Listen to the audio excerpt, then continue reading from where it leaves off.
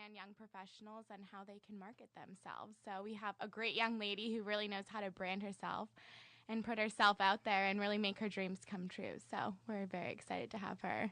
And we are very excited to have Marilinda Garcia, U.S. Congress CD2 candidate. But that's not what we're going to be talking about today. We're going to be talking about why Marilinda is doing what she's doing. Right, Marlana? Yeah, we want insight, knowledge on why she stayed in New Hampshire and what's going to be this upcoming year like and what she does for fun in the area so we could follow her along the way on her favorite hiking paths or, different things that she does when she has all this ample free time. Yes. Welcome. Thanks for having me. I appreciate it. Very excited about having you because this show, as we were talking in the green room, it's about millennials. It's by a millennial, and we try to get to the point why we need to keep our millennials, which I'm not one, obviously, keep our millennials here to stay, work, and play. Mm-hmm. Are you originally from New Hampshire, Marilinda, or? I was born in Boston. My mom's from Italy. My dad is from the Southwest, and they both went to college in Boston. I was born there along with my other two siblings, and then we moved to New Hampshire when I was 5. So I've been here for about 26 years. So. And you live, where in New Hampshire? Salem. In Salem. Yep. And to your point, I imagine we'll talk a little bit about it, but one of the things I've been doing now, I've spent 4 years in the New Hampshire state legislature, so it's been about 8 years, and I have, in fact, been really trying to make an effort to solve the brain drain problem in our state so that people can stay, work, and play here, because it's difficult, for younger people that live here, love it here, are educated here. If our job market isn't necessarily keeping pace with, the industries that are economically feasible and globally relevant and, what are happening now, you end up being drawn out of state, which is unfortunate. It is unfortunate, and it's a tough state to start out in. Mm-hmm. It really is. What we're finding, right, Marlana, most of the guests that we have had on left New Hampshire. They either went to school here in New Hampshire or went out of state, but decided that they want to try to come back. Mm-hmm. And they do for a little while and realize that the jobs are not as prevalent as they are in Boston. Mm-hmm. But what we found is most 30-somethings come back with their families to raise a family. Right. How do you think we can change that so that we can keep singles? I know, Marlana, you're very involved in a lot the Manchester Young Professionals and all networking. Yeah, there are a lot of good groups like that. I've been involved with Job Creators Network, attended a number of their events, and then what is the other one, Hype? Yes. Yeah, I've gone to a few of those. What's Hype? That's another young professional group. There's so many. See, I didn't know that. People don't like to travel always. Yeah. So and I'm sure there are some others. My acronyms are just hard to nail down, especially early on a Monday morning. Exactly, without the coffee. So, yeah. But, so we do have, Marlana always talks about the fact that we do have a lot of things for young professionals to do, but the economy has really killed the jobs. Don't you think, Marilinda? Well, What do you think? Sure. Clearly, that's an issue across the country. But in New Hampshire, I think we've seen sort of a, cyclical, phase out. Really, it's just development. Look, we had mills. Look at Manchester in the North Country. The industries that made, were job creators and kept people employed, they've faded out.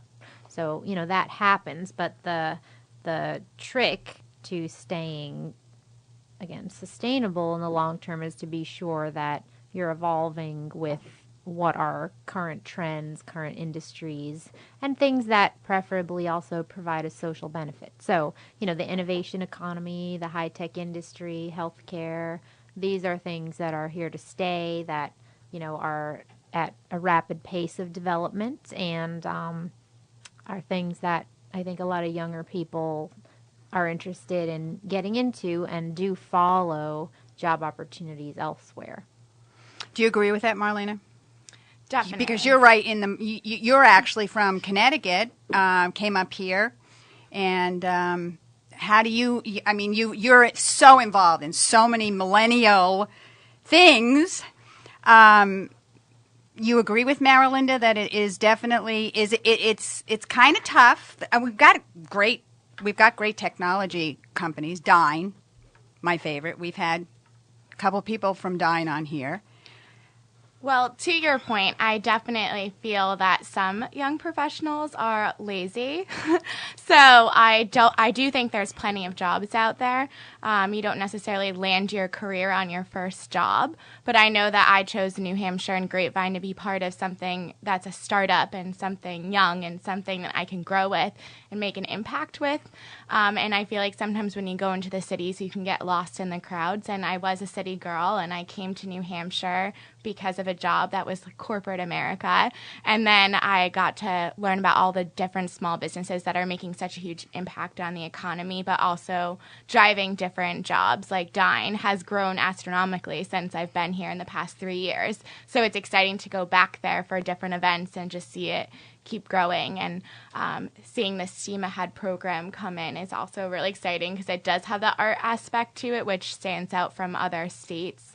But I love New Hampshire so much, so when people say there isn't enough to do, I say, really? There is a lot to do, right? Oh, yeah. I mean, you lived here that's why, most of your life. Honestly, the older I get, as they say, and, you know, I've been fortunate to travel a lot. I've been to more than 25 countries, and I've seen, frankly, I haven't visited enough of our own country, but having been to, you know, many of our major cities, they're all wonderful. We have so much geographic diversity and, you know, so many interesting, beautiful things in this country.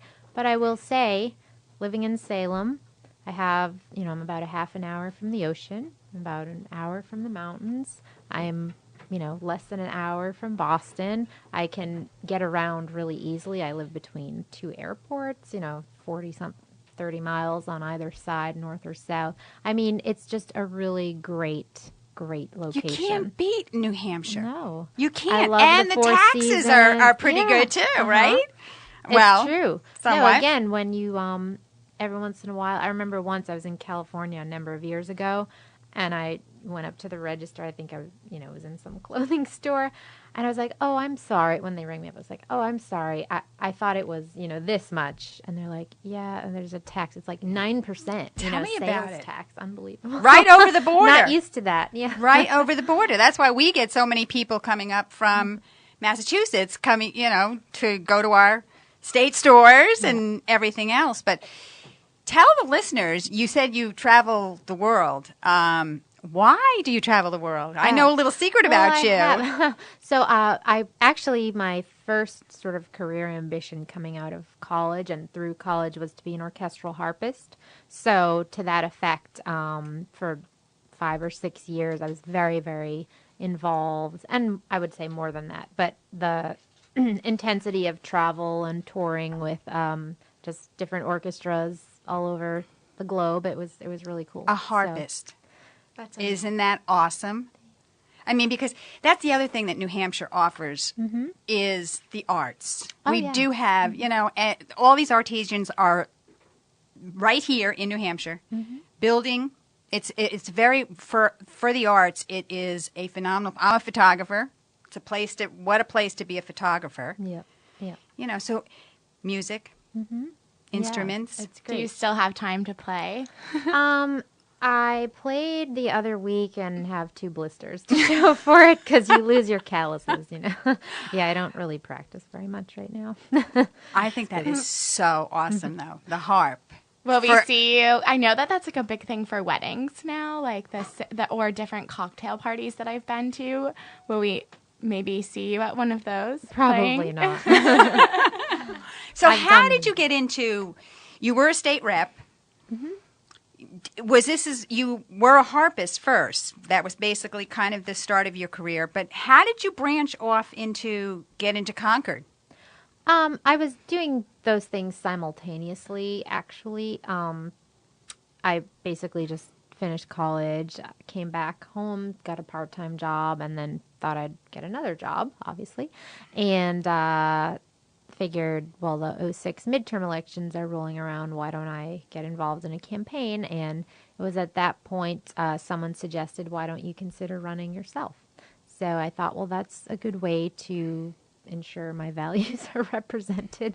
So I ran, and that's kind of how that happened. In the meantime, I have a lot of different interests, so I've never felt like you have to pigeonhole yourself and, to one thing. And honestly, these days, most people, unless you're on a particular track, even going through college, you don't necessarily know exactly what you want to do. And, I'm not one that plans my life, 5-10 years, what I'll be doing, because, it's a big world and there's lots of really neat things one can do and try, and that, are fulfilling. And so we'll see. It's interesting, though, because I'm from New Jersey. I say this all the time. I'm from New Jersey. Have 2 millennials of my own. Mm-hmm. And if you live in New Hampshire, I'm from New Jersey, and we didn't have this kind of hands-on with politics that we do here in New Hampshire. Mm-hmm. If you're not involved some way, somehow with politics, we're the first in the nation. Mm-hmm. So you kind of really have no choice sometimes to get involved with the politics. And it is great to see young people getting into Congress. I mean, wow, that is like, it's a big step for a young person. And you're young, which is awesome. It's an awesome thing. You're a great example for millennials. Thank you. You are. I mean, going to, right? Oh, we're on, is it? No, it can't be. Oh. We're going to a break already. Marlena, I'm going to take you to a break. All right. You're going to take us to a break. All right. We will be back. You're going to still be around, right? We have a few more minutes with you, I certainly hope. All right. So you're listening to On the Grapevine and 2 G's in a Pod, and we'll see you back here in just a moment.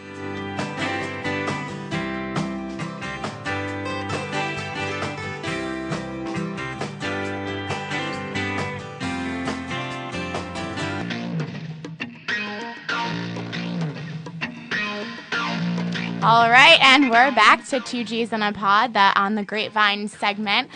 And we are back with Marilinda Garcia, and we are talking about kind of what got her involved in politics. And it's just really inspiring to see such a young professional get involved so early on and take it to this level. So we're curious the insight on what got you involved. Sure, well, I described a bit how I got involved, the first segment. So really, I think to your point, it's a civic duty to vote, of course, and then work to help elect those you think will make a positive impact on issues or governments or whatever is your concern. So I would encourage everyone to get involved. Can you maybe describe some ways that people can get involved for this upcoming election?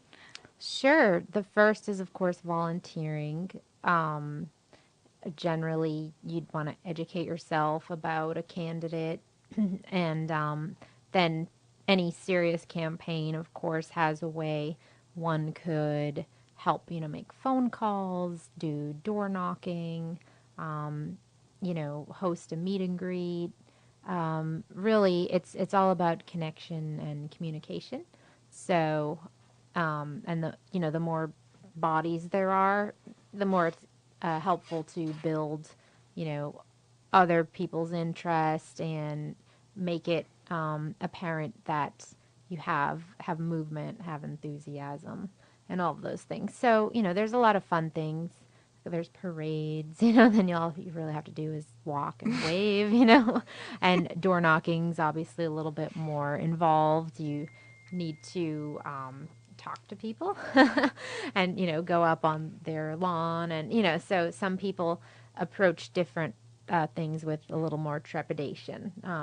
It's interesting. A lot of people really like reaching out and talking to people. Other people don't mind standing on a street corner holding a sign, and waving. that's something they like. Other people would rather die than do that. So it really depends. But there's lots of ways to get How involved. many hours would you say a typical volunteer? It really ranges. I mean, some will come in for, one event. Other ones will be there every day, make 200 calls a day kind of thing.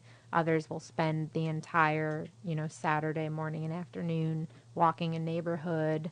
Others, may have one particular skill or something that they want to lend to the effort. So there's many ways you can help. I have a question for you, Marilinda, because at the break we were talking with Marlana about how when she came up here in New Hampshire, you got involved in some kind of group to volunteer for government, to learn about the government, and a lot of you said, ew, how boring, I don't want to get involved in that. But you found it very interesting. And we're finding, my age group, my generation, is finding that millennials, they have a tremendous say in government. They really do, in how things are working. But our biggest problem, and maybe you can address this, Marilinda, we can't get the millennials out to vote. What would you say to some of these millennials? How you got it? You have to have a voice, for your rights. Sure. Well, it's about the rest of our lives too. Right. I mean, we have a lot of long-term issues that have yet to be addressed. Then, there's policy shaping what's to come in our country. So it's really a matter as, with anything else, if you're involved, then you can help shape the course of things. If you're not, you just let it happen, and you're there. So I guess I've read some studies that show that millennials are interested in volunteerism and things like that. So perhaps on the volunteer side of campaigns, that's something they're interested in. I don't know. It's probably more of an apathy or symptom of just lack of trust or confidence in those that they're sending to Washington, and then what can actually be accomplished there. I would imagine that is somewhat of the disinterest in politics, just especially, with some recent politicians, and particularly, the president, those who got elected on such a, wave of, sky high, rhetoric, big themes, all this, promise and hope, and, a lot of platitudes that got people excited, I think, emotionally, and then in other ways, and then, they're feeling pretty disappointed and disheartened right now because things really haven't improved. And frankly, we're in a more unstable world than I've ever remembered. I mean, I don't know about the rest of you, but the fact that now if I were looking to book a flight and actually would have to think, what's the flight path? Am I going to be shot out of the sky? Or, what conflict zone am I flying over in? That's very strange to think that way these days. Also, when you log into anything, you wonder, is my privacy, my personal information being stolen? Will I be a victim of identity theft? And then just the fact that when you look at things that I know older generations just assume, that are there, that are there for them. Social Security. When I talk to my friends, and personally, I have no expectation it will be there for me. I don't even consider it, I think, okay, what are the choices that I'm going to make, for my long-term, future success and living the American dream. And, Social Security isn't something I look at as, a safety net that'll be there for me, or, not a safety net, but just something because that we can it count is about, on. exactly, it's about you guys. It's not about my generation any longer. I mean, you guys are being strapped with a tremendous amount of debt, student loans. I know my daughters combined have close to 200,000 student loans. It's a lot. It's I'm still killing paying these mine. kids, right? Yeah. You can't enter a marriage without both of you probably entering in a large amount of debt. You can't buy a house right away because you have this debt. and it does get discouraging. I hear it from my daughters all the time. I'm sure, Marlena, you feel the same. It's very discouraging for for young people.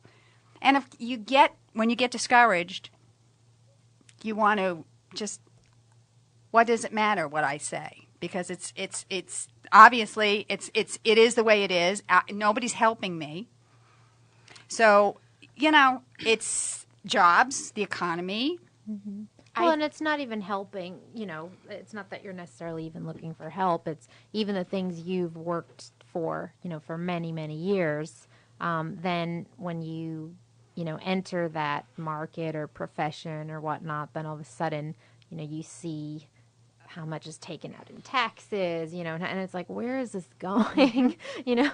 What is going on? I think we would love to be more empowered to keep decision making and control of these things in our own hands as much as possible, but it seems it's being taken away more and more.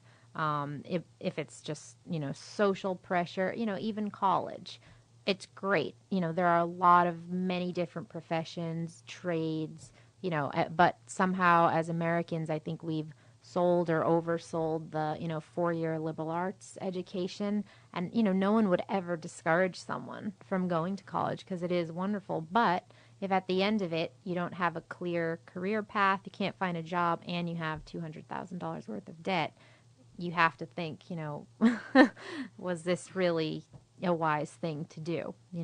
So I think there are a lot of dynamics that need to change. And that's something our show, we have 4 different segments every Monday. And next Monday is it's called Nailed It. And I have the executive vice president of New Hampshire Home Builders comes in, and he talks about the building industry and everything. And their biggest plea to millennials, we need you. Yeah. There's no kids are in the trades anymore. I talk to, now especially running for Congress, I visit all these different companies, and many of them say, they have jobs. They have jobs to offer. They just can't find the skilled labor. Or even more tragically, they'll have, let's say, 10 people apply, and they have a basic aptitude test, writing, team building. And in one instance, they said 4 out of 10 people pass this test, which is a 9th grade aptitude level, looking for a job. And then of those 4 that they'll take, 2 will leave after about 60 days because the workload's too much for them. So, that's really sad. It is sad. To say the least. It is sad. What happened to home ec, really, and shop, right, Tim, in our day? I'm not sure how home ec would help the situation. Well, no, really. but home ec would be you're going home and you're going to marry some guy and bake cupcakes. Not Come on. True. Not baking true. is an important skill. That's right. Right? We had Finesse on. She is a young 20-year-old with a fabulous business in Manchester. Nice. That's true. Right? I will say, though, when you were talking about the national trend of young people not being involved with elections or even to serve, that's not the case here.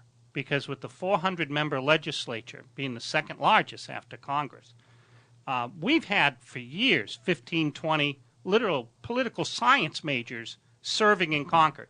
So we get both retirees who can afford to do it for the $100 and a little travel money, and then young people they got all excited working as a volunteer on a campaign, and now they decide to run. And at 22, 24, whatever, they're in office. So our legislature's always had a big block of people under 30 serving, because it can be... Because there's a lower bar to enter. You don't have to raise $100,000. Right. If we were some other state where there was only 100 legislators and you had to do Dallas and Fort Worth, like you say, you need media money, all that. You just need to do retail politics here. Shake hands in a couple wards, and my goodness, you're there, which is fantastic, actually. I mean, you knock on door after door after door after door. But again, the fundraising bar, because that's very daunting, right? Ugh. I mean, if I had to raise that kind of money to run for state rep at 23, I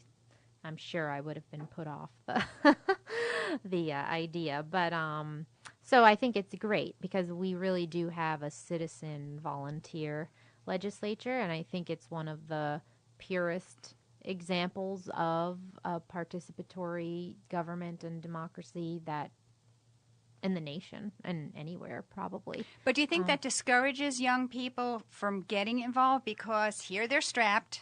You know, Marlena, right? Here you're strapped. These kids are strapped with all this debt, student loan debt. And it doesn't pay much to go into Concord, correct? Sure, but those same kids would feel the same way running in any other legislature, too. I mean, the point is, it's the fundraising at the start of it that isn't a barrier to participation. Beyond that, it's an issue of time, and time equals money and all. So, but the other problem we have, that's why we have, sure, some young people and then a lot of retirees, but we're also missing in some respects the cross section of other people that, are involved in other professions. And to be honest, I think we actually have a good cross section. I've been there long enough. There's a lot of turnover, lots of different people coming through, definitely, from all walks of life and experience and career and industry. So it's great. But by and large, the average age of the legislature, at least for a number of years, I don't know what it is now, but it was about 60. Wow. But at the same time, you have people like they work in the mayor's office in Nashua as a volunteer. They get elected. They become one of, Nashua's 30 or so members of the House because they're into politics. That's why they're working 20 hours a week remember Jim Donchis when he was mayor. Like 2 people in his 5-6 year stretch went from, hi, we met you at City Hall and all. Oh, well, now you have the badge and stuff. You go to Concord. You've been elected. Some from Ward 2, someone from Jim's ward. But it's very common in New Hampshire, unlike other states, for people who are very, very young to say, I'm doing sales at a car dealership. So it's how many hours I take off from doing sales. I don't have a 9 to 5 hourly job. Yes, I'm concerned about whatever their thing is, environment, schools, whatever. And boom, they run, and boom, they get elected. Which I love. I would love to see more of you girls than women than the older generation because we need young blood. We need young blood in Washington and in Concord here, and trying to get these young people to get involved in government. A lot of them will say, "Oh, I majored in political science.